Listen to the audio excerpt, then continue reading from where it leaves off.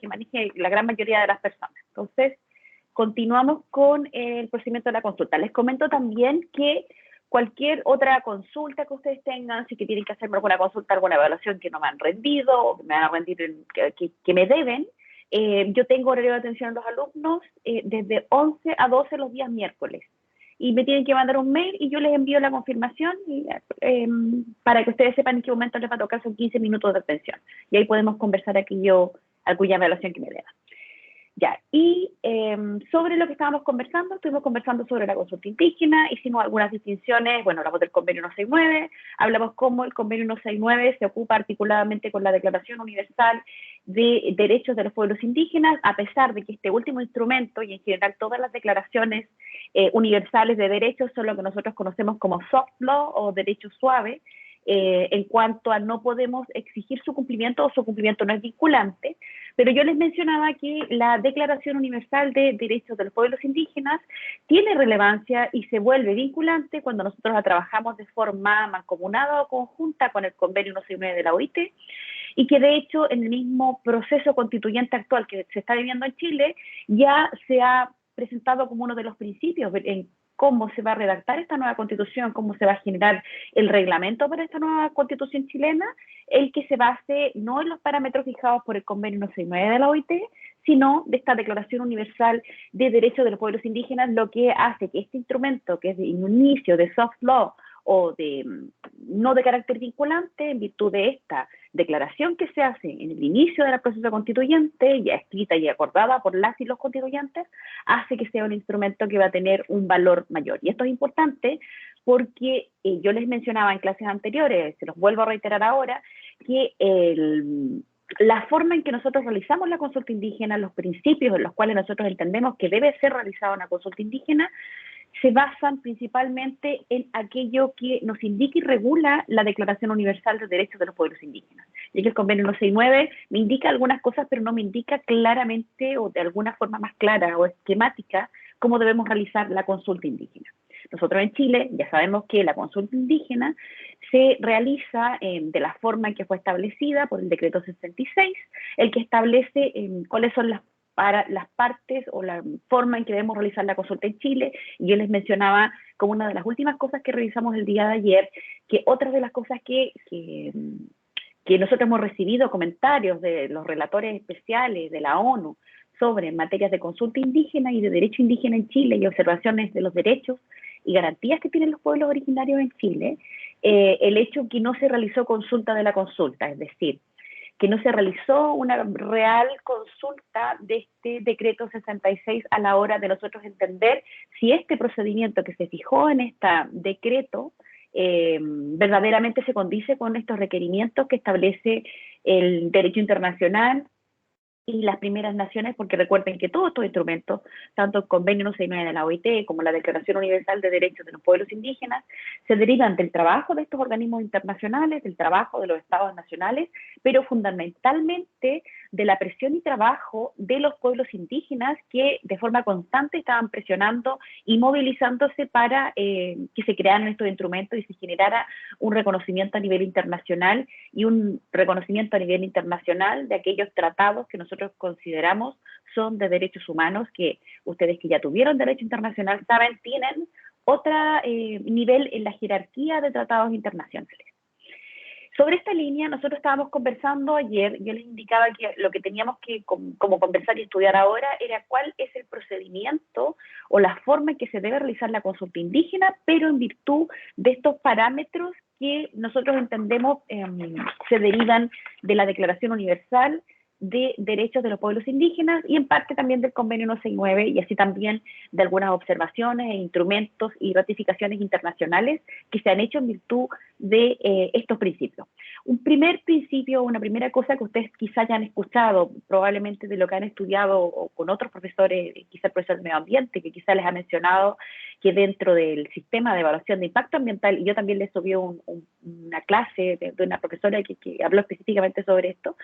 en cuanto al sistema de evaluación de impacto ambiental, cómo este incorpora dentro de esta evaluación que se hace de los proyectos en Chile para evaluar el impacto ambiental que pueda tener, el hecho que pueda afectar a primeras naciones o el hecho que pudiera afectar a pueblos indígenas. probablemente el profesor puede que se los haya mencionado. Si no se los mencionó o no lo han revisado en detalle, lo pueden revisar en esta clase que yo les subí mientras nos encontrábamos en paro. No entra a la prueba, sino que solamente por si alguna vez lo quieren conocer y para el caso que se vean enfrentados a una evaluación de impacto ambiental en los futuros. Y yo creo que lo más probable que ocurra si son abogadas de una oficina de alguna agencia del Estado, o si son abogadas de algún privado, o abogadas de alguna comunidad indígena, pueblo originario que requiera su asesoría. Entonces van a tener que conocer por lo menos esa estructura general de cómo se presenta la consulta en Chile, cómo nosotros lo realizamos a través de ese decreto 66.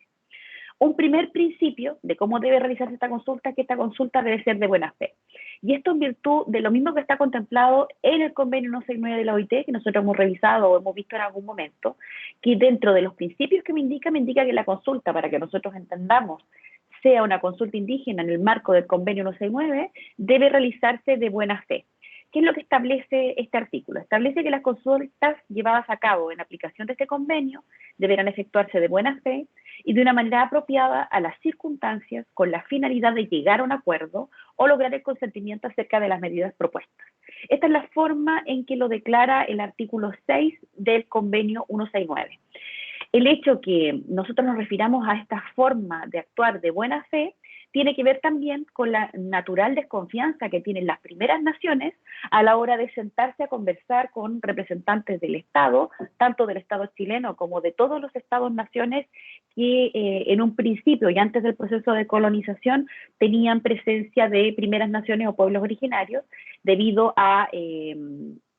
lo que nosotros ya hemos visto en la configuración de la deuda histórica, el mismo proceso de colonización y todo lo que ello significó históricamente, porque el desplazamiento o tratar de excluir y anular a los pueblos originarios en Chile, como en toda Latinoamérica y en general en todos los territorios que fueron colonizados, fueron mediante la fuerza y muchas veces mediante el exterminio de los miembros de los pueblos originarios. En el caso más dramático, pero no es lo único que nosotros tenemos en Chile, el caso del pueblo Selkman, que hasta el momento se declara como un pueblo extinto y que en algún punto nosotros hemos conversado cómo se fue dando un verdadero genocidio del pueblo Selkman y cómo a veces el Estado chileno en efecto se encuentra en una deuda histórica con respecto a ese pueblo en particular, pero así también con el resto de primeras naciones chilenas. Este ejemplo lo podemos llevar a diversos estados nacionales que tienen dentro de su población miembros de las primeras naciones, incluido Estados Unidos, Canadá este último, probablemente ustedes lo han visto dentro de la prensa y dentro del proceso constituyente chileno también se mencionó.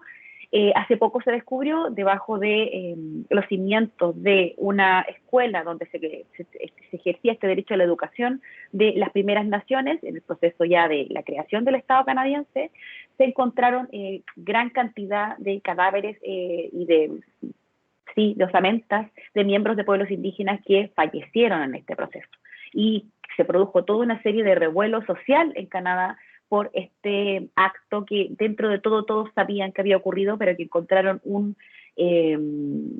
algo efectivo que lo pudo comprobar en este último tiempo. Y eso también llamó al Estado a buscar algún nivel de reparación de los miembros de esas comunidades o esos pueblos o primeras naciones indígenas. Como ese ejemplo, nosotros encontramos ejemplos aquí en Chile y en toda Latinoamérica y en todos los lugares donde se produjo este proceso de colonización y luego de la generación de los nuevos estados.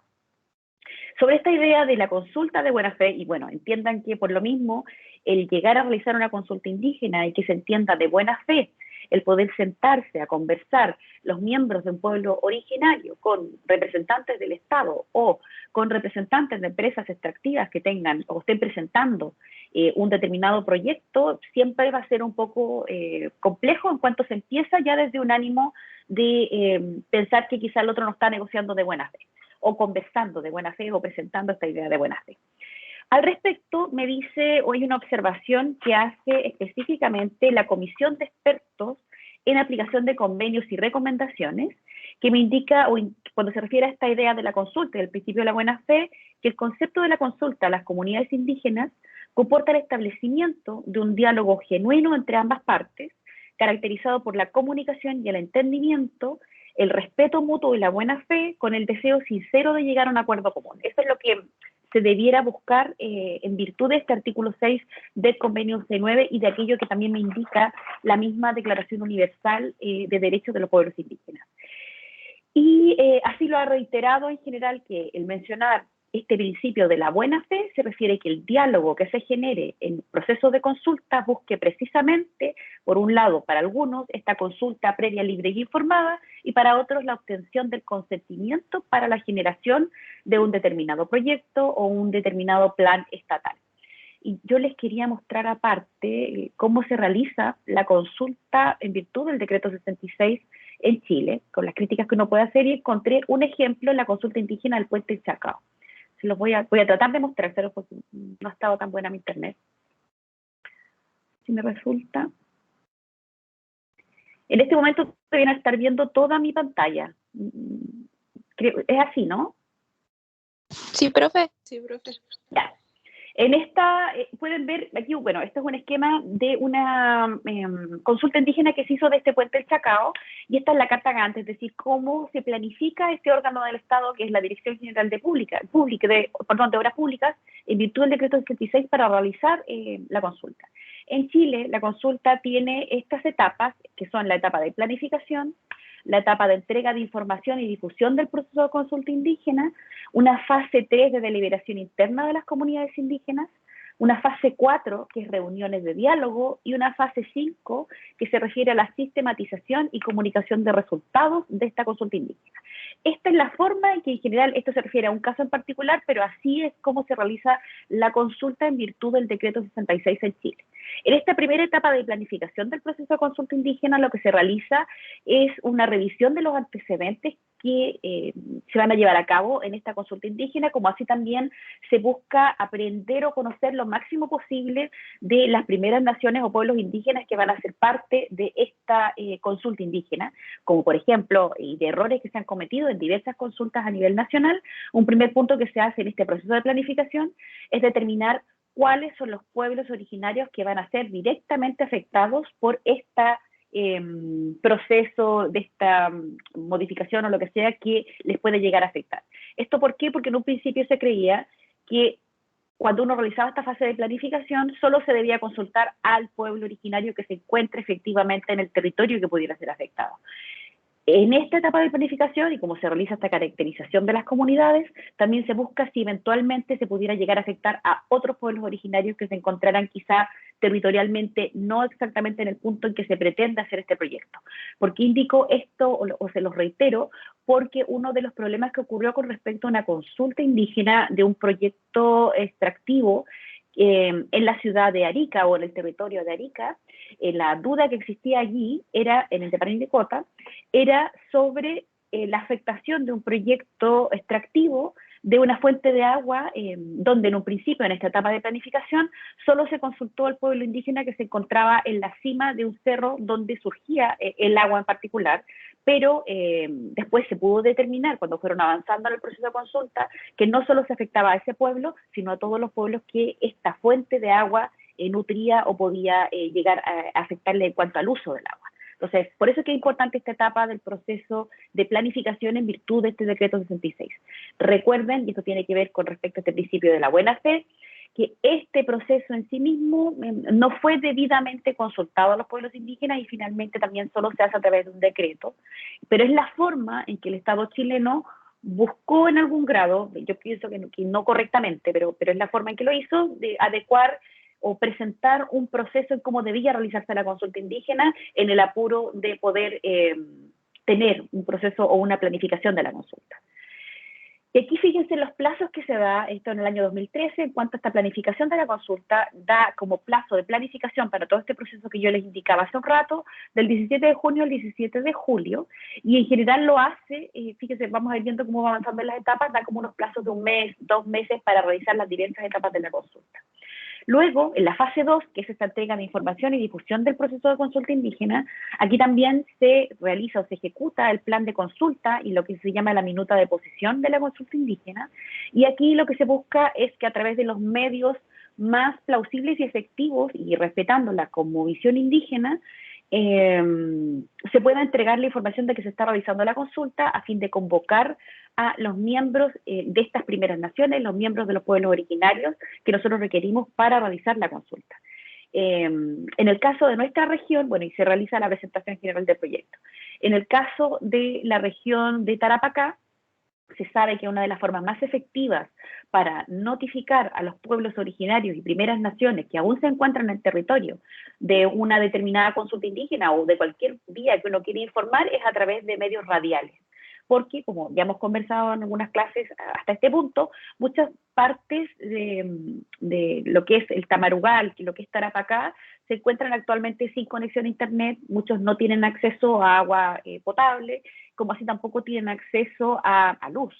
Por lo tanto, de hecho, yo les mencionaba que hace muy poquito, hace 1 o 2 semanas, Colchane recién tiene acceso a luz eléctrica continua, ¿no? Para que vayamos viendo cómo se produce y por qué se piensa que la radio es una mejor manera o la manera que resulta ser más efectiva en cuanto los miembros de estas primeras naciones que aún se encuentran en el territorio, en general lo que mantienen como vía de comunicación es la radio. Y para este plazo de la entrega de información y difusión del proceso, que se hace de forma paralela a esta fase de planificación, se da de plazo el 17 de julio al 23 de agosto de este año 2013, o sea, nuevamente le da un plazo de un poquito más de un mes. Luego, la tercera fase es la deliberación interna de comunidades indígenas, y esto se condice con el principio de la buena fe, y el principio también que vamos a ver a continuación, que es el de la consulta informada. Es decir, el primer principio, que la consulta deba ser de buena fe, y además que la consulta deba ser informada. Tiene que ver y también da oportunidad a que la deliberación que se dé, una vez que nosotros entregamos la información a los representantes o a los miembros de los pueblos originarios de estas primeras naciones indígenas, les doy la oportunidad de volver a sus territorios, de volver a sus propias formas de reunirse en virtud de su cosmovisión indígena para presentar de forma interna el proyecto o lo que sea que le estemos presentando, y que en esa deliberación interna de las comunidades indígenas puedan presentarse en esta reunión de diálogo, que aquí la fija como fase 4, ya conociendo en parte el proyecto y conociendo de qué forma quieren participar o de qué forma quieren modificar el proyecto o cualquier objeción que puedan tener con respecto a ella en este proceso, a fin de que se cumpla este principio que se establece a nivel internacional y que se nos ha observado también a nivel internacional con respecto a esta deliberación interna de las comunidades indígenas, respetando su cosmovisión indígena. Por eso es lo que busca esta fase interna, esta fase 3. Aquí, en este proceso particular del Puente del Chacao, se dieron 20 días de discusión interna en las comunidades y firma de acuerdo de la propuesta de plan de consulta, es decir, el acuerdo que se hace de forma interna por parte de los miembros de estas comunidades indígenas. Luego de esta fase 3, es decir, una vez que ya se ha dado la deliberación interna de los pueblos originarios de las primeras naciones, viene, y en este caso da el plazo del 2, 3, 15, 16 de junio, el 17 de julio del 2013, que es las reuniones de diálogo. Y en las reuniones de diálogo ya se presenta un contacto directo entre el Estado o los representantes del Estado, como así también de los representantes de aquella empresa en particular que desea generar un proyecto, y por otra parte los miembros de las comunidades indígenas, de los pueblos indígenas, una vez que ya han pasado por esta fase 3 de deliberación interna. Y lo que busca es este contacto, la convocatoria y diversas reuniones y mesas de trabajo, es decir, por eso da un plazo más o menos extenso. Es decir, cuando nosotros pensamos en la consulta indígena de un determinado proyecto, de un determinado plan estatal nacional, nosotros debemos pensar que la consulta indígena, en esta etapa de reunión de diálogo, no se desarrolla solo en una reunión, se desarrolla en varias reuniones. Y muchas veces cuando se realiza esta fase de la planificación, ya se convoca y se llama a los miembros de pueblos originarios a fin de que manifiesten o se hagan parte de la discusión e indiquen cuántas reuniones resultarían suficientes para generar un verdadero diálogo, y esto respetando también el principio de la buena fe y de la consulta informada que establece el Convenio 69 y la Declaración Universal de Derechos de los Pueblos Indígenas, como así también el que ésta sea culturalmente adecuada, que es otro principio, y que la consulta se vea como un medio para llegar al acuerdo, que es algo que nosotros también hemos revisado con anterioridad. Así también, dentro de todo lo que hemos visto, y que es algo que ya hemos comentado, el hecho de que la consulta indígena tenga que ser de carácter previo. Eso es lo que busca esta fase 4, donde nosotros vamos a encontrar diversas reuniones y mesas de trabajo. Porque lo que busca entonces el proceso de consulta no es únicamente informar de un determinado proyecto a los miembros de pueblos originarios o solamente entregar información, sino que lo que busca es que entregar la información, que lo hace en esta fase 2, fase 1, para que la fase 3 se vea una deliberación interna de los pueblos originarios, y la fase 4, estas reuniones de diálogo o estas mesas de trabajo donde participarán todos estos agentes. Yo les indicaba que con anterioridad a la consulta indígena establecida por el Convenio 169 de la OIT y con anterioridad a la Declaración Universal de los Derechos de los Pueblos Indígenas, nosotros no teníamos ni siquiera algo cercano a esta fase 4 de reuniones de diálogo, en cuanto no existía ninguna confianza por parte de los miembros de los pueblos originarios con respecto a juntarse en una reunión con privados o una reunión con el Estado, cosa que por lo menos este proceso de consulta o la consulta indígena posibilita que ocurra. Es aquí donde entonces en la fase 4 se genera este contacto y convocatoria que les mencionaba hace un rato, reuniones y mesas de trabajo que, como les decía, no solamente va a ser una, sino que van a ser acordadas probablemente en la etapa de revisión de antecedentes y de caracterización de las comunidades indígenas,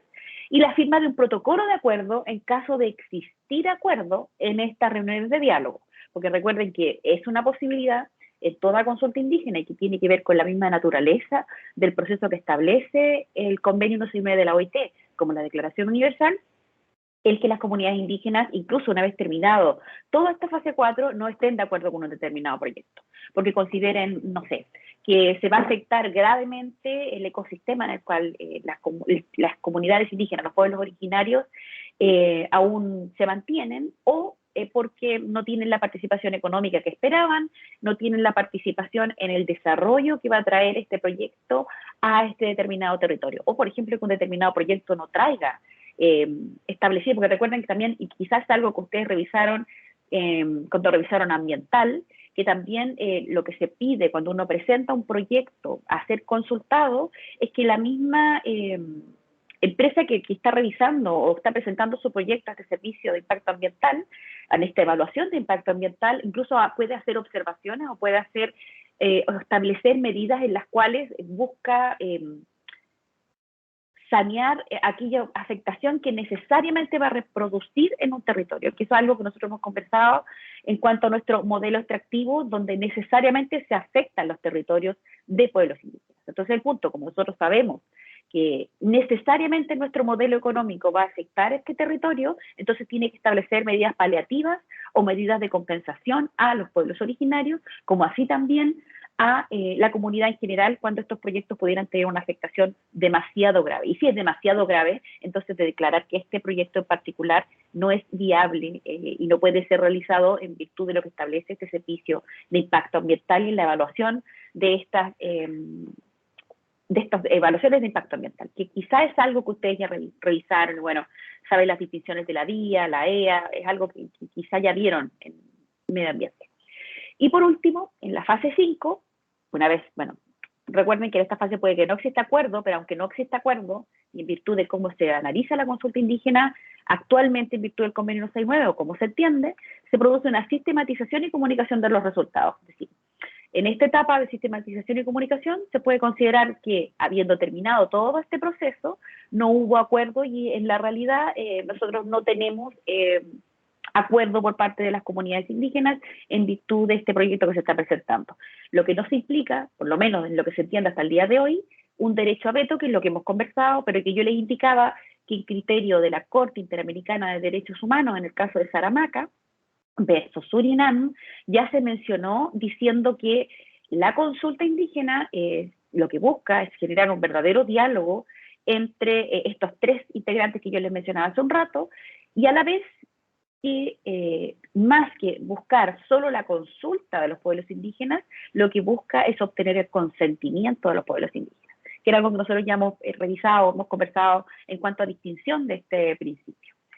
¿Profe? Y en esta fase, dígame. Disculpe que lo moleste. Estas No, reuniones dígame. de diálogo que usted dice, ¿entre quiénes se hacía? ¿Entre los pueblos originarios, los privados particulares y las Sí, instituciones del mire, Estado? instituciones del Estado, sí, Ah, siempre. ya. Ya, Siempre va a ser integrante de la consulta indígena el Estado, porque es el ya. Estado lo obligado a realizar consulta indígena. Claro. Sí, tiene razón. Ya. Háblenme cuando tienen dudas, porque yo estoy asumiendo que quizás no están escuchando poquito, por eso es que hablo todo el rato. Si tienen Ya, alguna profe. duda me hablan, porque a veces no me avisa el sistema. Ya, y estaba en la fase, claro, vuelvo a reiterar, acuérdense que el deber de consultar, que se deriva del convenio 169, del artículo 6, y que se deriva de la Declaración Universal de Derechos de los Pueblos Indígenas, es del Estado de Chile. El Estado de Chile fue el que se obligó, mediante este instrumento internacional, a cumplir con la consulta indígena. Los privados, cuando presentan un proyecto que puede afectar esencialmente, efectivamente, a los pueblos indígenas o las primeras naciones, debe necesariamente realizar la consulta indígena, pero siempre media en este proceso el Estado. Siempre está presente de alguna manera el Estado, porque debe garantizar que se realice la consulta indígena, debe garantizar que se cumplan con todas estas etapas del proceso de la consulta indígena. Entonces, ese es el punto. Otra de las quejas que existe con respecto a la consulta es quién asume los costos de la consulta indígena, y en muchos casos son cubiertos por el privado, y entonces la duda de los miembros de los pueblos originarios es, bueno, si los privados están cubriendo una consulta indígena, efectivamente los resultados de esta van a reflejar lo que nosotros estamos exigiendo. La respuesta que se da a esta duda es, bueno, si no lo cubre el privado, lo tendrían que cubrir los miembros de las comunidades indígenas, lo que es ridículo, o el Estado de Chile, y el Estado de Chile no cubre estos costos en la totalidad de la consulta indígena. Entonces, es un tema que todavía está como por verse, por mejorarse en cuanto a la consulta indígena, que hay muchas cosas que mejorar. Lo primero que habría que mejorar, que es algo que nosotros hemos conversado, es con respecto a la obtención del consentimiento. Ya, y recuerden también, porque y lo vuelvo a reiterar para ustedes y como para cualquiera que lo pueda escuchar, ¿por qué nosotros realizamos la consulta indígena? ¿Por qué el Estado de Chile se obliga mediante la firma o la ratificación del convenio 169 de la OIT a la consulta indígena? Y eventualmente la ratificación que hizo y la firma que hizo con respecto a la Declaración Universal de Derechos de los Pueblos Indígenas, lo hace porque estos son instrumentos de la Organización Internacional de Derechos Humanos que lo que vienen a prevenir son conflictos futuros, por eso se realizan. Y estos conflictos futuros, que se derivan de una serie de injusticias, exclusiones que hemos realizado históricamente de las primeras naciones, si nosotros no nos preocupamos de solucionar o buscar una vía en la cual nosotros tratemos de generar un diálogo, entonces se producen situaciones de quiebre de sistema, situaciones donde esta exclusión de aquellos que son excluidos de la identidad cultural llegan a puntos de quiebre que en el caso no solo de Chile, sino que podríamos pensar incluso antes del COVID, numerosos estados del mundo en cuanto a revuelo o disconformidad con el sistema pueden generar una crisis de sistema y una afectación incluso de los estados democráticos. Entonces, entendiendo esa importancia que tienen los instrumentos internacionales, entendiendo la importancia que tienen estos instrumentos internacionales de protección de los derechos humanos, por qué existen como garantías del Estado democrático, si nosotros entendemos eso, nos queda clarito, nosotros entendemos por qué también para todos, no solo para los miembros de los pueblos indígenas, que por supuesto que lo es, pero para todos los miembros del Estado chileno o de todos los estados nacionales, entonces nosotros entendemos por qué debemos realizar la consulta indígena. Es decir, no es algo que nosotros graciosamente, nosotros Estado chileno, graciosamente concedamos o reconozcamos a los pueblos indígenas, sino que también es parte del interés del mismo Estado el realizar este tipo de procesos. Porque si no lo realiza, entonces no se genera diálogo, si no se genera diálogo, entonces se producen situaciones de quiebre, que nosotros ya hemos vivido, y que si seguimos en un proceso de no reconocerlo, nuevamente vamos a seguir viviéndolo y no exclusivamente con pueblos originarios, pero es específicamente lo que estamos hablando ahora. Entonces, aquí es donde se produce esta entrega del resumen del proceso y la reunión de discusión y cierre del proceso de consulta. Y es allí donde se llega a la conclusión final, donde se indica incluso si es que los miembros de los pueblos indígenas no están de acuerdo con el proyecto que se está presentando en particular. Esto sería, de forma general, cómo en Chile nosotros llevamos a cabo la consulta indígena en virtud de este decreto ley que yo les mencionaba. Esta es la forma en general, la forma en que se ejecuta en cada proyecto en particular puede variar, y la forma en que se ejecuta en el marco del sistema de evaluación de impacto ambiental también es diverso en cuanto a cómo se incluye la consulta indígena dentro de la evaluación de impacto ambiental como uno de los puntos que se consideran para considerar que hay impacto ambiental relevante. Y en el sistema de impacto ambiental, otro punto que quizá también ustedes revisaron cuando vieron medio ambiente, es que todo el sistema que se creó, que es relativamente nuevo, de evaluación de impacto ambiental en Chile, no busca acabar con proyectos productivos, no busca excluir proyectos productivos extractivos que puedan ser dañinos para el medio ambiente, porque se entiende que en el modelo que nosotros estamos, nosotros tenemos derecho a contaminar por un lado, y por otro lado, económicamente nosotros solo nos mantenemos se nos dice de esa manera, solo nos mantenemos por estos proyectos extractivos. Entonces, este sistema de evaluación de impacto ambiental no busca excluir proyectos, sino que lo que busca es ver cómo un proyecto extractivo sea lo menos dañino posible, pero entendiendo que puede ser dañino. Y por eso que se generan observaciones, que quizás ustedes lo vieron en el esquema de evaluación de impacto ambiental, se generan observaciones de servicios públicos, en el caso de que hablemos de una evaluación de impacto ambiental que afecte a pueblos originarios, a primeras naciones, generalmente se piden informes a CONADI y a instituciones que están como a cargo de, o que se entienden que son especialistas o técnicas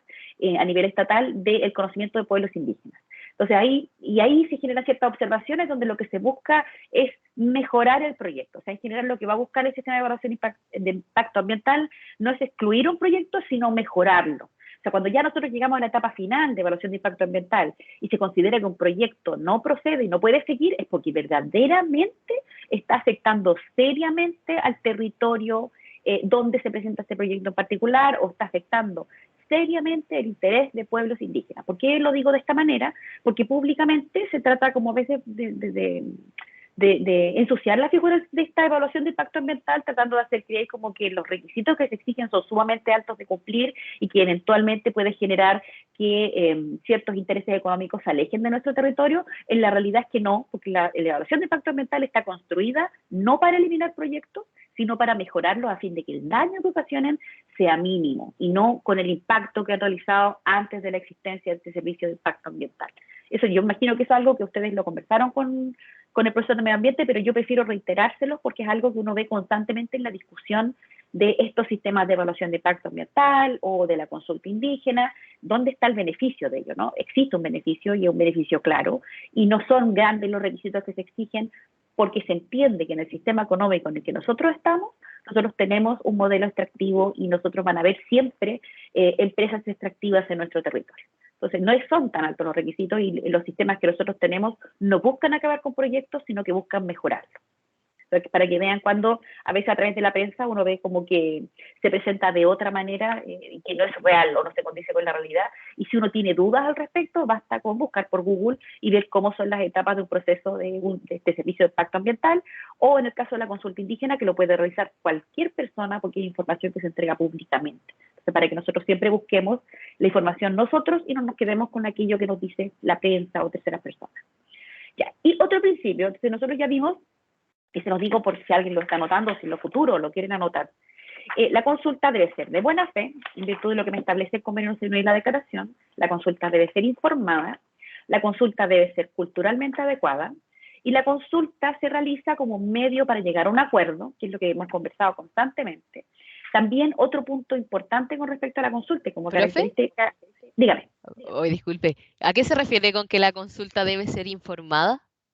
Lo iba a revisar ahora, Ah, no ya, especifico solamente les ya. quiero reiterar para que les quede la estructura por lo que no tengo un PPT.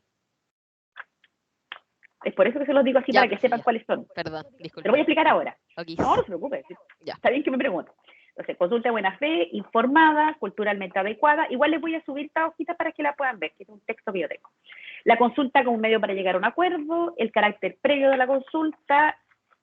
Esos serían, en general, los principios de derecho internacional de la consulta indígena. Y estos principios se derivan, en principio, valga la redundancia, del convenio 169 de la OIT y de la Declaración Universal de Derechos de los Pueblos Indígenas, pero también se derivan de la jurisprudencia de la Corte Interamericana de Derechos Humanos, de observaciones e informes de la Organización Internacional del Trabajo, esto en virtud del convenio 169 de la OIT,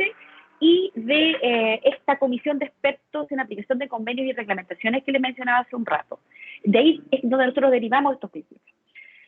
La consulta informada, ¿a qué se refiere? Además de ser de buena fe, que nosotros ya conversamos a qué se refiere la buena fe, el derecho internacional ha sostenido el deber de suministrar información completa a las comunidades indígenas o a los pueblos originarios. Dentro de las etapas que veíamos hace un ratito, en cuanto a esta información completa, sería en la fase 2, en esta fase de entrega de información y difusión del proceso de consulta indígena. Esto en el marco de cómo se realiza la consulta indígena en Chile. A esto se refiere la consulta informada, es decir, que yo presente el proyecto tal como es este proyecto en particular, que los pueblos originarios, los miembros de las primeras naciones, puedan conocer el proyecto que se está presentando o el plan de modificación legislativa, en el caso de una consulta indígena de la legislación, yo se los presente no ocultando aquellos efectos negativos, por ejemplo, que pudiera tener para el territorio, o ocultando cierta información para que los miembros de pueblos originarios acepten este proyecto. Para que yo entienda que la consulta sea informada, yo tengo que entregar todos los antecedentes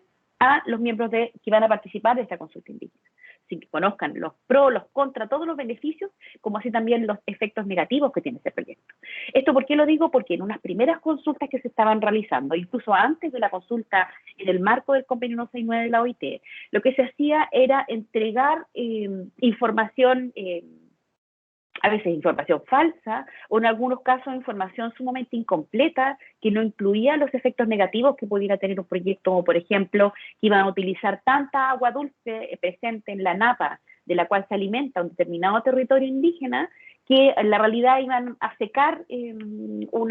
lugar específico en Tarapacá. Por dar un ejemplo, el caso, no digo que en este caso haya dado en particular, sino de un efecto negativo que tuvo un proyecto, el caso del Salar de Lagunillas, que actualmente se encuentra prácticamente seco por la explotación que hizo una determinada empresa minera de un proyecto que presentó en un momento. Eso se presenta siempre como un ejemplo muy negativo de proyectos extractivos que no se anticipan estos daños que se pueden producir en el territorio, o que si se lo presentan no lo consideran dentro de las medidas de compensación o medidas de observaciones para mejorar ese proyecto. Porque cuando les mencionan el caso de Lagunillas, lo que presenta esta empresa en particular para tratar de compensar este daño que realizaron en su momento es rellenar Lagunillas con agua, pero en la realidad una vez que uno seca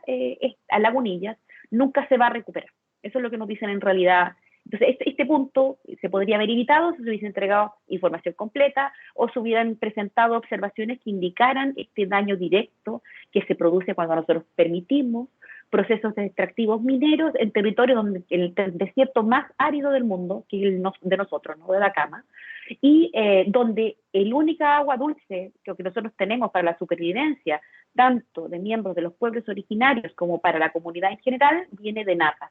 Entonces ahí es donde se produce, si nosotros verdaderamente pensamos que es sostenible a lo largo del tiempo, la explotación económica de territorios utilizando agua de napa, es decir, donde nosotros no permitimos que ésta se rellene y que eventualmente, si nosotros seguimos permitiendo ese tipo de modelos extractivos, sí va a ser sostenible en el tiempo para la supervivencia, ¿no? A lo largo del tiempo. Entonces, ese es el punto que uno busca en esta consulta informada, que yo no entregue información falsa para obtener el consentimiento y que a la vez no solamente no falsee información, sino que no oculte información.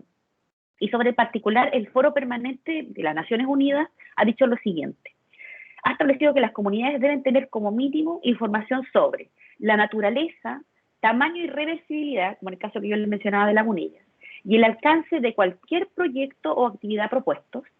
las razones además por las que se quiera llevar dicho proyecto, la duración del mismo,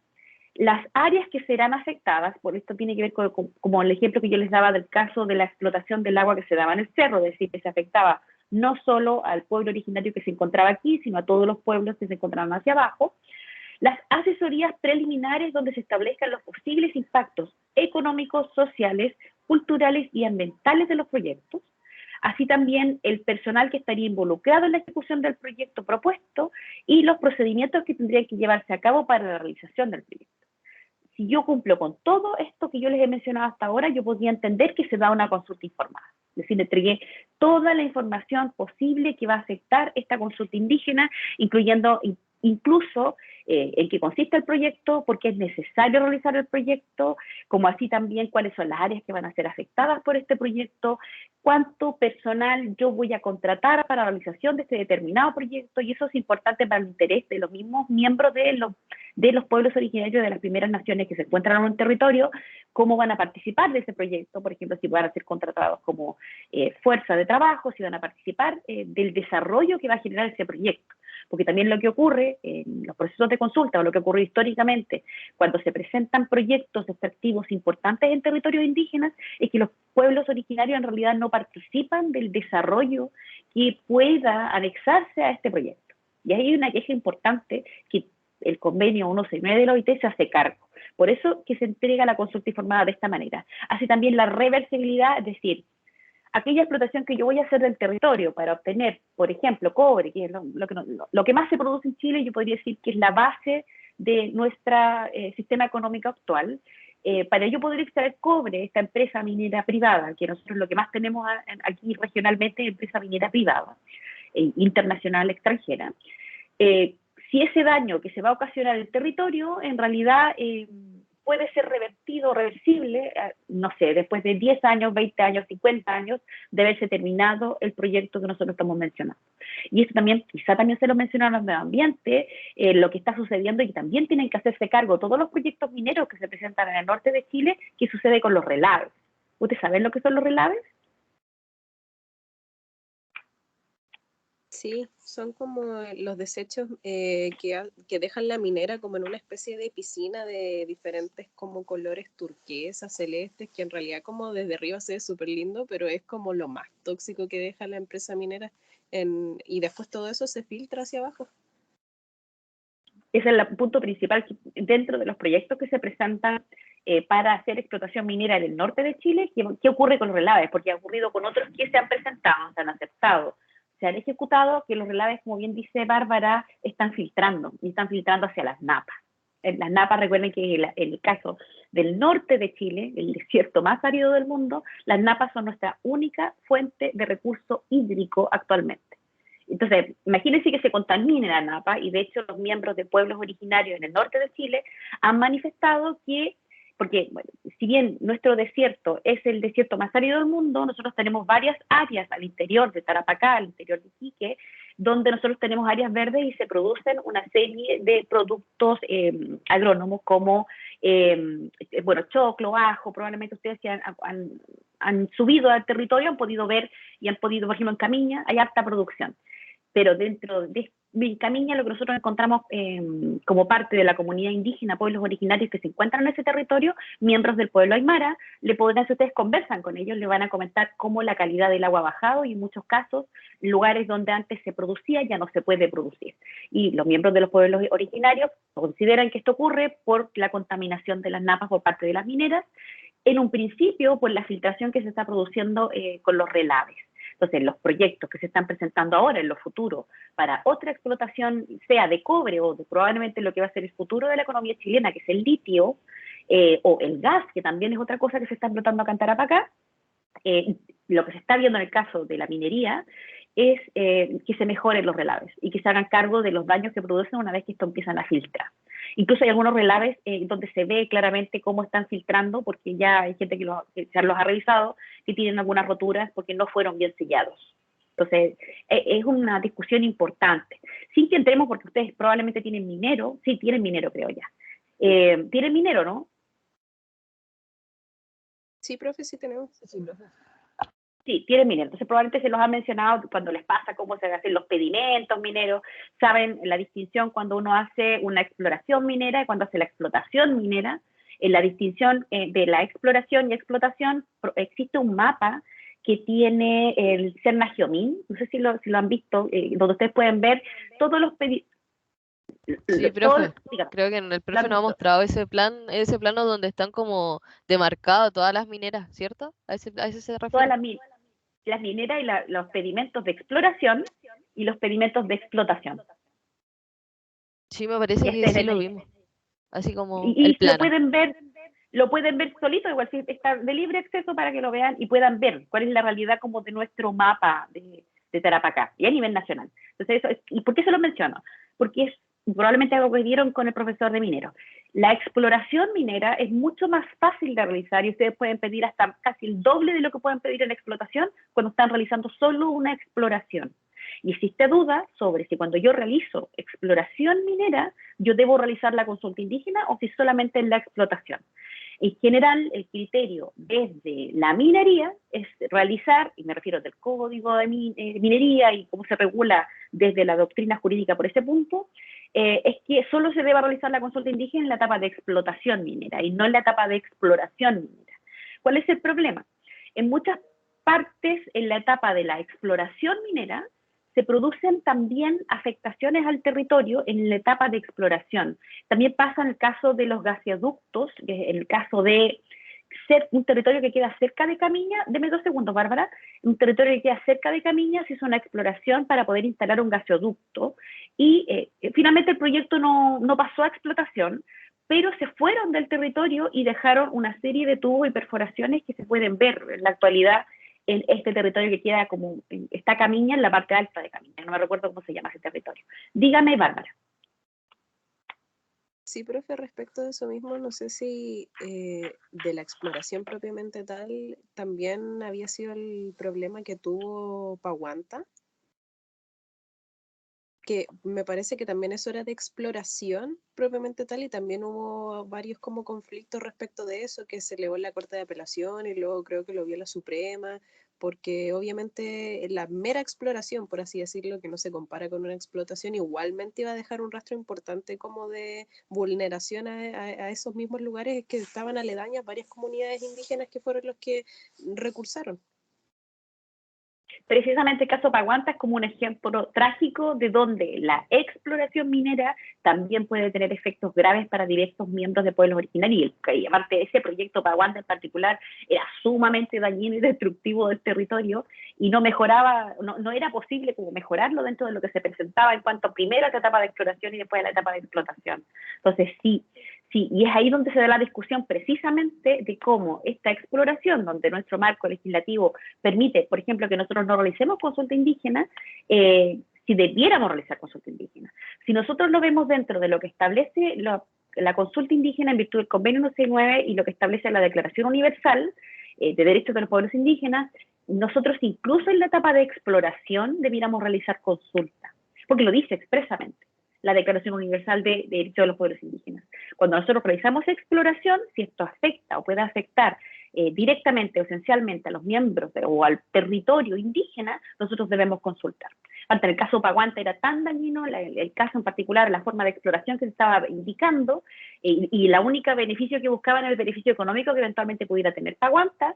nos lleva a toda esta discusión a nivel nacional. Pero nuevamente, esta discusión que nosotros damos a nivel nacional es una discusión que viene muy atrasada dentro de lo que se da a nivel internacional. Porque a nivel internacional o en el marco internacional se entiende ya desde hace mucho que incluso la etapa de exploración debe también ser debidamente consultada. Alguien nuevamente se puede representar que nosotros en la etapa de exploración realicemos consulta indígena puede generar una demora en el proyecto, pero siempre pensando que esta demora o este proceso que nosotros incluimos, cuando incluimos la consulta, lo que viene a prevenir son conflictos futuros, como el caso Paguanta, que debido a que no se realiza consulta, se empiezan a presentar una serie de recursos, uno tras otro, a fin de evitar que Paguanta se lleve a cabo. Y si yo lo veo desde el punto de vista de la empresa, que no va a ser nunca el punto de vista, pero lo digo para que si alguien que está escuchando lo pudiera ver eventualmente, o ustedes si trabajan para una empresa, si ustedes no realizan la consulta e insisten en realizar un proyecto de la forma en que lo están indicando, en la realidad no se va a poder realizar de la forma que usted lo quiere realizar. Entonces, a fin de evitar esto, haga la debida consulta, asesórese correctamente, a fin de evitar este conflicto futuro. Lo mismo que yo les indicaba con respecto al cierre de la cuenca hidrogeológica del Tamarugal. Entonces, cuando nosotros no consultamos o consultamos de forma indebida o no cumplimos debidamente con estos principios que establece el derecho internacional, como están hechos solo para, bueno, no solo, pero como para beneficio del Estado también y para beneficio del privado también, entonces nosotros lo que hacemos es generar el conflicto que este convenio busca evitar. ¿Se entiende eso que yo digo, no? Lo he reiterado bastante, no sé si lo entienden.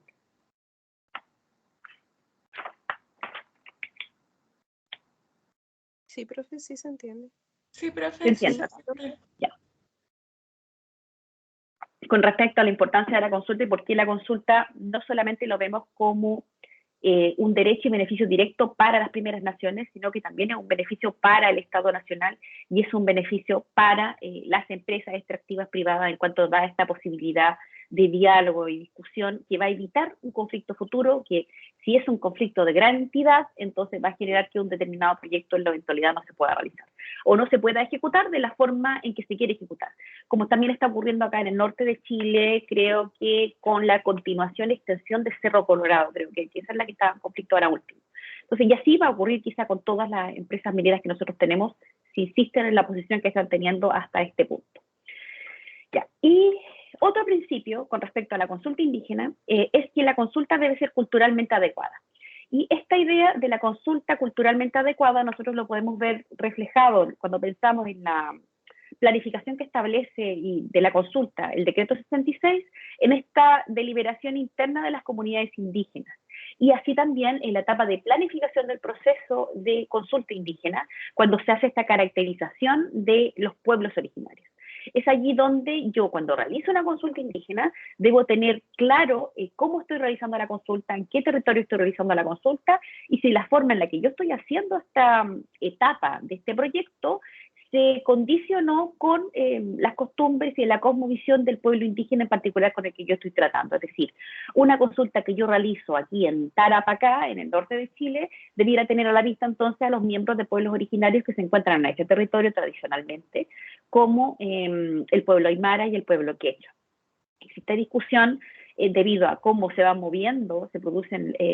como las migraciones de las mismas primeras naciones en Chile, si dentro de un proceso de consulta, por ejemplo, podrían participar miembros de una asociación indígena mapuche que se encuentra acá en el norte de Chile, que de hecho hay muchas, y ha pasado ya que han habido discusiones sobre el proceso de consulta si pueden participar como miembros de primeras naciones, a pesar de que no eran parte de este territorio, por lo menos de forma tradicional. En una teoría más avanzada de derecho indígena, se entiende que cuando un pueblo originario se traslada de territorio, también traslada esta conexión especial que tiene con el territorio. Y eso es lo que nos dice en general el derecho internacional. Pero incluso se producen disputas con respecto a los mismos pueblos originarios, los que se encuentran o se encontraban tradicionalmente en el territorio, y aquellos pueblos originarios que vienen desde fuera. Todos pueblos originarios nacionales como los que les estoy mencionando. Aymara, quechua y el pueblo mapuche, que es el que en este momento tiene mayor presencia en nuestro territorio. No sé si ustedes lo saben o lo han visto, hay bastantes asociaciones indígenas mapuche en el norte de Chile, por lo menos acá en Tarapacá. Bueno, y quizás eso es algo que ustedes ya saben, igual lo menciono, tiene que ver un poco con lo que estamos viendo con respecto a cómo se reglamenta la ley indígena, la generación de las comunidades indígenas y cómo se generan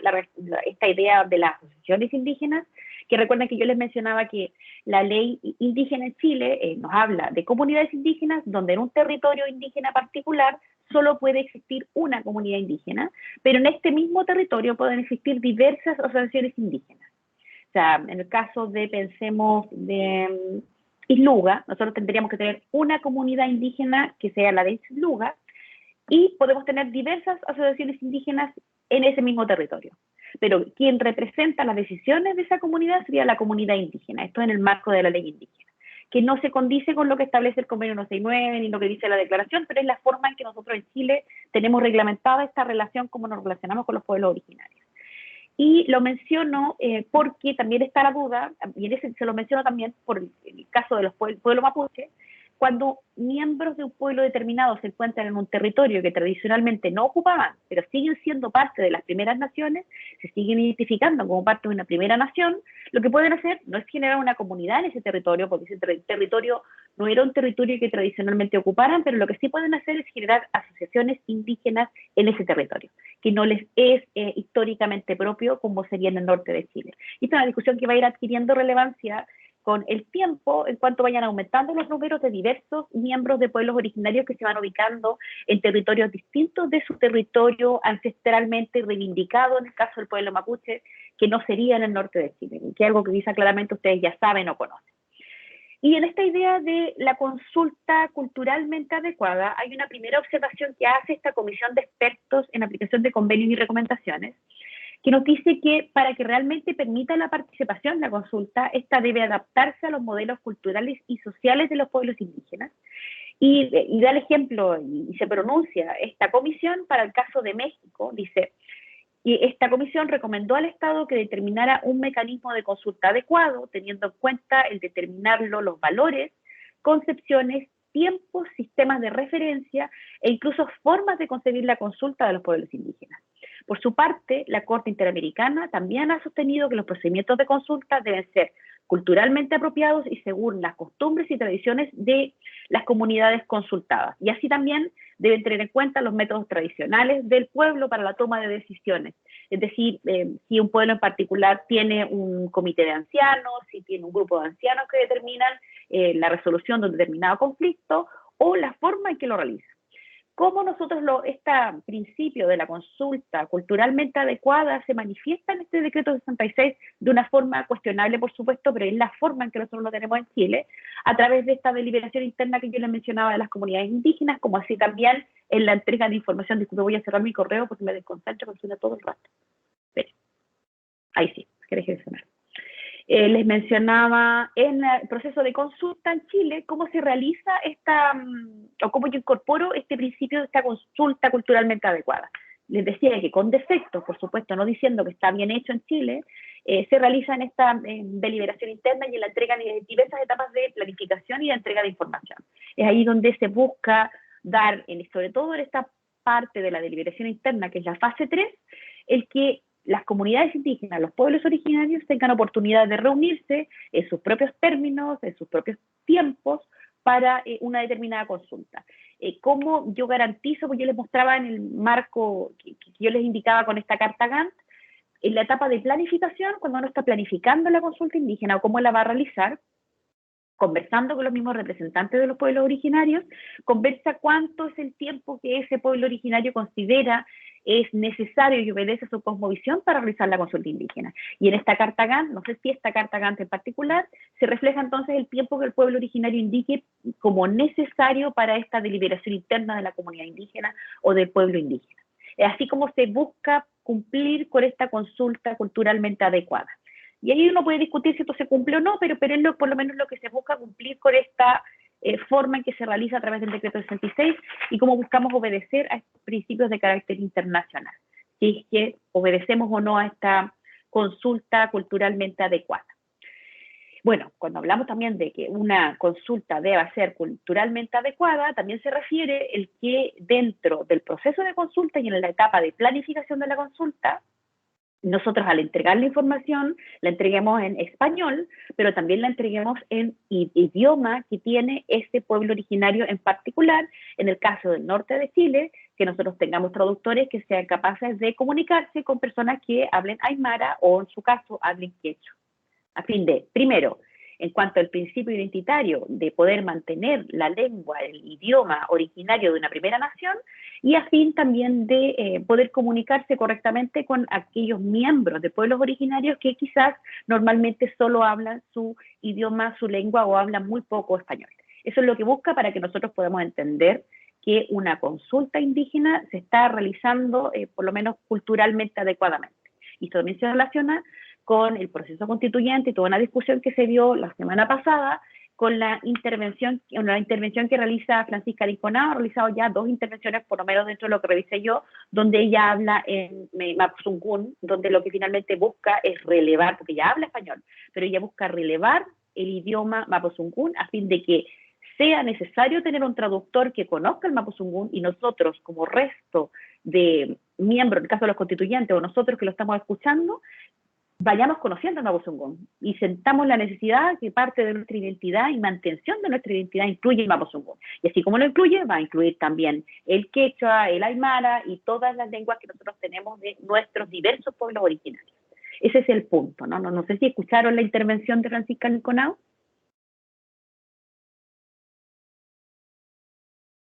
Yo al menos no, profesora, que no veo mucha tele, entonces no. Pero acuérdense que sí, lo entiendo, pero si más adelante les llama la atención, lo quieren ver,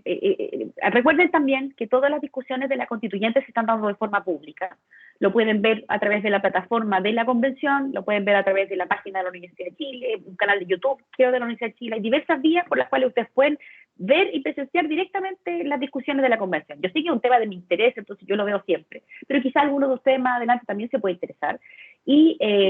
lo pueden ver, pues yo estoy trabajando y escucho lo que está realizando la constituyente y escuché la intervención de Francisca Linconao, donde ella interviene hablando en Mapuzungún. Yo no hablo, yo conozco muy poquito del Mapuzungún, pero la escuché, me presté atención a lo que estaba hablando, y después se da la intervención en español, donde nosotros podemos entender en general cuál era el propósito de esta intervención. Esto generó mucha discusión de parte de los constituyentes que no hablaban Mapuzungún, algunos de manera muy violenta, sobre de qué forma o por qué razón alguien habla en Mapuzungún cuando puede hablar en español. Esto tiene que ver con esto que nosotros estamos conversando, ¿no? Como nosotros dentro de la identidad nacional incorporamos también los idiomas de las primeras naciones, que por un tema de justicia incluso, una vez que nosotros configuramos el Estado chileno, no lo tenemos como una lengua o como un idioma parte de nuestra identidad cultural. Y que probablemente dentro del proceso constituyente también se va a discutir el incorporar como lenguas oficiales del Estado chileno el mapuzungún, el quechua, el aymara, el coya y así, ¿no? Todas las otras lenguas. Es decir, todo esto nosotros lo vamos a entender como lenguas oficiales, idiomas oficiales chilenos, porque no olvidemos que nosotros hablamos español por un proceso de colonización y por la intervención de un tercer estado en ese territorio. A eso se debe que nosotros hablemos español, porque eso hablaríamos otro idioma de nuestro territorio, lo desconocemos, porque no pudimos evolucionar de acuerdo al paso que nosotros íbamos, porque dentro de nuestro proceso intervino un proceso de colonización. Cuando nosotros entendemos esta base de lo que nosotros estamos conversando, entonces se entiende por qué Francisca Linconao hace este acto que uno podría entender incluso un acto de carácter político, de reclamo político en el proceso constituyente y interviene hablando en su idioma. Y también con respecto a cómo se mantiene y este derecho a la cultura y a la mantención de la cultura de los pueblos originarios. Y que yo siempre le menciono también con respecto a cómo nosotros mismos nos identificamos y reconocemos también aquellos componentes indígenas de nuestra identidad que hasta ahora se han encontrado un poco cubiertos con esta idea de que somos todos occidentales y de la creación del Estado chileno que como que excluye esta idea. Por eso es que les preguntaba si lo habían escuchado, aparte apareció mucho en las noticias, se comentó mucho en redes la intervención de Francisca Linconao y también salieron unas declaraciones de las y los constituyentes. Por eso que se los menciono y yo creo que va a tener mucha relevancia con respecto a la importancia del idioma de los pueblos originarios y cómo se va a entender que sus idiomas son parte de nuestra identidad cultural. Ya. Y de esta forma nosotros entendemos que en general una consulta se realiza de una forma adecuada o claramente adecuada, ¿no? Este es un principio nuevamente internacional de cómo debemos realizar la consulta. Y otro punto, que es algo que nosotros hemos revisado bastante, no voy a tomar la pausa ahora porque voy a terminar antes la clase, a fin de que no dure tanto la clase. De hecho me falta muy poquito porque voy a terminar unos principios y terminamos la clase. La consulta como medio de llegar a acuerdos. Esto es algo que nosotros ya hemos discutido bastante sobre que tradicionalmente se entendía que la consulta en el marco del convenio 169 lo único que buscaba era, bueno, generar este diálogo entre miembros de los pueblos originarios, el Estado como aquel que está encargado de realizar la consulta indígena y por otro lado los privados que están buscando presentar un proyecto que debe ser consultado. Lo que busca es llegar a un acuerdo, eso me dice la comunidad internacional. En un principio, la posición más tradicional entendía que bastaba con que yo hiciera la consulta, que la primera nación o las primeras naciones podrían decir que no están de acuerdo con un proyecto determinado, y aún a pesar de que existe esta oposición por parte de los pueblos originarios, la decisión final de si un proyecto va o no va a depender del órgano del Estado. Por lo menos eso es lo que nosotros tenemos hasta ahora. Incluso contra la voluntad de los pueblos originarios. Es decir, que no constituye un derecho a veto, que es lo que hemos visto hasta ahora. Yo les mencionaba que una interpretación que ya va más allá de lo que establece el Convenio 169 y que articula el Convenio 169 con la Declaración Universal de Derechos de los Pueblos Indígenas, como así también con determinados fallos que ha dictado la Corte Interamericana de Derechos Humanos, está entendiendo la consulta ya como un medio para llegar a un acuerdo y un medio para obtener el consentimiento. Es decir, que no dependa del Estado en particular el finalmente tomar la decisión incluso contra la voluntad de los pueblos originarios. Eso es como la versión más moderna de lo que nosotros entendemos de la consulta indígena en Chile, en Latinoamérica, bueno, y en todos los territorios que cuentan con miembros de primeras naciones o de pueblos originarios.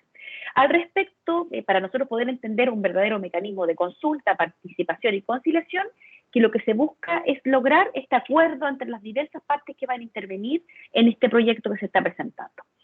Para esta comisión que yo les mencionaba de expertos sobre comisiones y reglamentos, ha establecido que la consulta prevista por el Convenio 169 no se limita a un procedimiento en un caso preciso, sino que tiende a que todo el sistema de aplicación de las disposiciones del convenio se hagan de manera sistemática y coordinada en cooperación con los pueblos indígenas. Y esto tiene que ver, en el caso, si esto lo tratamos de traspasar a cómo nosotros lo regulamos en Chile, en la etapa de planificación, debiera quien esté a cargo de la consulta preocuparse de que todo el proceso de consulta, cómo se va a realizar, en esta etapa de planificación cuente con la cooperación y participación activa de los pueblos originarios, a fin de que se produzca un proceso gradual de creación de los órganos y mecanismos adecuados a estos fines. Porque piensen que cuando hablamos de la consulta como medio para llegar a un acuerdo, o de la consulta indígena, que yo les menciono como también como método de prevención de conflictos futuros, si nosotros empezamos a operar correctamente la consulta, si logramos sentar en lo que es la etapa de las reuniones de diálogo a los privados del Estado y los miembros de los pueblos originarios, esto eventualmente, si nosotros seguimos avanzando en el tiempo con consultas que se realicen correctamente y con efectos positivos,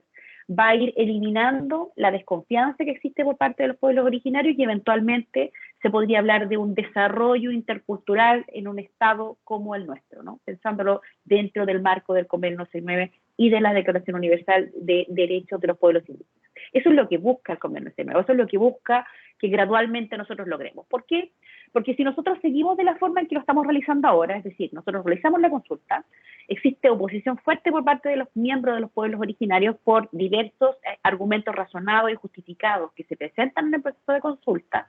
y nosotros como órgano del Estado decidimos de todas formas realizar el proyecto, va a significar, lo sabemos, que este proyecto no se va a ejecutar de inmediato, porque los pueblos originarios, una vez que no se ha realizado la consulta o no se ha realizado en los parámetros del Convenio 69, de la Declaración Universal de Derechos de los Pueblos Indígenas, van a paralizar ese proyecto con la presentación de recursos. Recurso de protección ante la Corte de Apelaciones, eventualmente esto va a subir en apelación a la Corte Suprema. Si la Corte Suprema no acepta el reclamo con respecto a consultas indígenas que los miembros de pueblos originarios consideran que no se han llevado a cabo bien, entonces vamos a llegar a la Corte Interamericana, primero a la Comisión y luego a la Corte Interamericana, y un proyecto que buscaba mantenerse en el tiempo termina. Ejemplo de ello, pensemos en el caso de Chusmisa Humagama, donde en la realidad la empresa embotelladora Chusmisa, que se encontraba en ese territorio indígena, por no sentarse a conversar con las comunidades, no realizar la consulta como debía hacerlo, y el Estado de Chile no garantizar los derechos de esta comunidad aymara de Chusmisa y Humagama, terminó con esta empresa ya finiquitada, no existe más esa empresa. ¿Se fijan cómo cuando yo no realizo consulta, la realizo indebidamente, la realizo de forma incorrecta, tampoco se logra el fin que nosotros queremos lograr y que es lo que busca la consulta? Es prevenir ese conflicto futuro o ese constante conflicto futuro que va a hacer que el proyecto que se está presentando en la realidad termine, no funcione y no se pueda ejecutar por la oposición continua de los miembros de pueblos originarios. Fundamentado, por supuesto, porque se estaba afectando. Usted conoce el caso de Chusmisa, nosotros lo hemos conversado en clase. Y incluso tenía unos textos que realizar sobre ese caso en particular. Entonces ustedes ven cómo cuando yo no realizo la consulta, la realizo de forma indebida, el proyecto que yo quiero realizar tampoco se puede realizar en la realidad. Y por último, el carácter previo de la consulta. Y esto es algo que también se discute con respecto a cuándo yo debo consultar, la forma en que debo consultar. Y qué es lo que entendemos por este carácter previo de la consulta. En general, pues se ha entendido que cuando nosotros hablamos de consulta previa, quiere decir que yo debo consultar a los pueblos originarios en el marco del Convenio 69 y de la Declaración Universal, desde el caso de los proyectos mineros, desde la exploración. Es decir, desde antes que yo realice cualquier gestión que pueda afectar el territorio en particular, lo debo consultar a los pueblos indígenas. Esto como un beneficio para y una garantía que tienen los miembros de los pueblos originarios en Chile, pero también para el Estado chileno, a fin de evitar estos conflictos que se presentan en el futuro, y para el privado, si en efecto tiene un verdadero interés de generar este proyecto. Porque si no se realiza de forma previa, si yo no consulto en el caso de la exploración, cuando la exploración efectivamente puede generar daños a miembros de las comunidades indígenas, hace que este proyecto en lo futuro no se pueda realizar. Hay un caso, de hecho, que creo que yo le subí el vínculo en algún momento, sobre el caso del Cerro Márquez, que fue un seminario que nosotros hicimos, que de hecho participó alguien que después fue escogido constituyente, que es Luis Jiménez, que es constituyente de escaño reservado a Aymara, en el proceso constituyente actual, y donde en el caso del Cerro Márquez, una empresa que fue la que estaba generando este proceso extractivo, falseó algunas informaciones y algunos daños que iba a generar la exploración de un determinado proyecto y eventual explotación de este proyecto, y que eventualmente cuando fue conocido por la Corte Suprema se le dio la razón a esta comunidad indígena aymara porque se pudo constatar que hubo una afectación de un río y de unos cauces hídricos que en efecto afectaban directamente a esta comunidad indígena. Si se hubiera realizado la consulta indígena, si la empresa hubiera sido efectivamente honesta al momento de entregar los antecedentes se habría evitado este conflicto y todos los gastos que esto involucra, tanto en cuanto a tramitación ante tribunales, que sería absolutamente innecesaria si se realizara debidamente esta reunión de diálogo entre miembros del pueblo originario y el Estado, como hace también la empresa. Quizá ustedes lo vieron también cuando estaban revisando el medio ambiente, cuando se hacía la distinción, cuando ustedes tienen que entrar al servicio voluntariamente a través de una DEA o cuando entran a través de una evaluación de impacto ambiental, quizá lo vieron eso, ¿no? Cuando es declaración de impacto ambiental. ¿Vieron eso? Sí, pero ¿Esa distinción? sí, eso lo vimos. Ya lo vieron. Sí. Ya lo conocen. ¿Qué es lo que sucedía como una mala práctica de los privados? Que a fin de evitar el ser evaluados, trataban de falsear los datos de un proyecto determinado y trataban de entrar como con este proceso que es de carácter voluntario, que es la DIA. Quizás eso se los mencionaron. Entonces ahí también se produce una mala práctica de los privados que genera a la larga, si nosotros lo vemos como en la consecuencia, para un proyecto determinado, como se genera oposición por parte de los pueblos originarios, porque no se realiza la consulta cuando nosotros hacemos una declaración de impacto ambiental, es ahí donde fracasa el proyecto en particular. Por eso también es esencial la labor que hace todo este sistema de evaluación de impacto ambiental que ustedes ya revisaron o están revisando actualmente en medio ambiente, y cómo ustedes pueden ver se conectan ciertas materias que nosotros revisamos en regulatorio: indígena, ambiente, aguas, minero, ¿no? Y cómo esto se condice también con nuestra realidad territorial. Y probablemente ustedes lo van a trabajar en algún momento.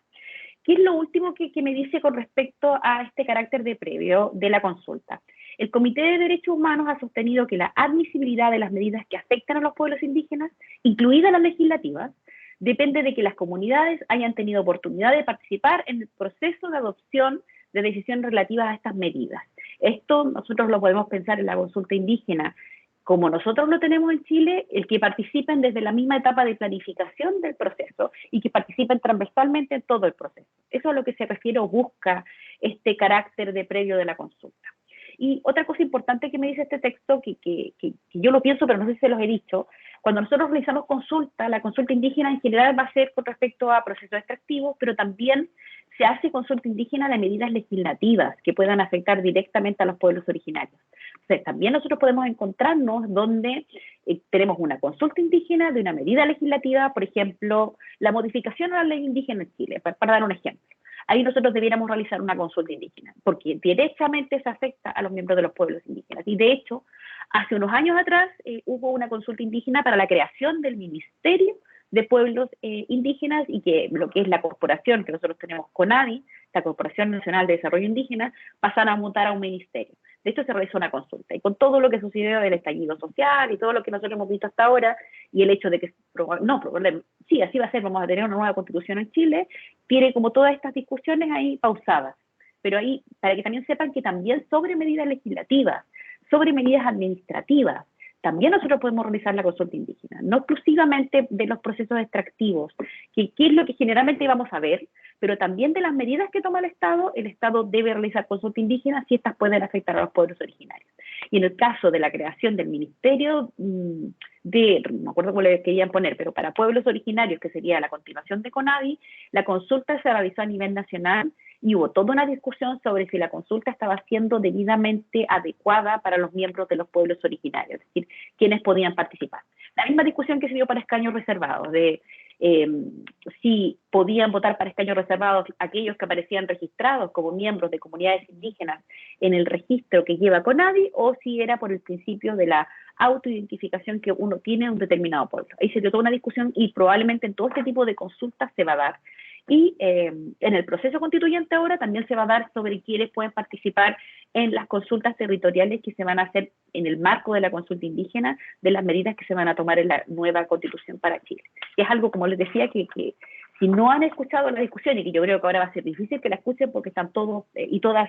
estudiando para el cierre del semestre, pero eventualmente este es un proceso que va a seguir por un tiempo más para que puedan escuchar cómo se da la discusión o cómo va avanzando. Ya.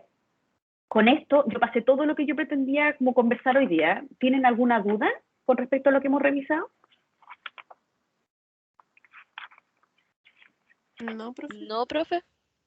No, Ya, profe, yo de no todas... sé. Ya, bien. Entonces yo les voy a subir de todas maneras, y aquí tengo este apunte.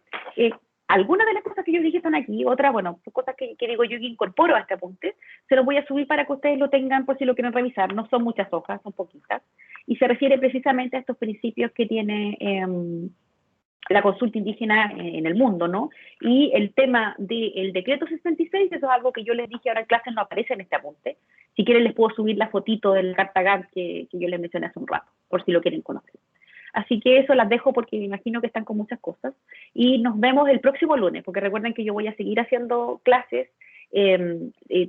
ambas clases que tengo, ¿no? Porque tengo un poquito de tiempo para pasar mucho contenido. Así que eso, nos vemos. Chao, chao. Ya, profe, chao, gracias. Chao, profe. Chao, Que Gracias. le vaya profe. bien, que tenga buena semana.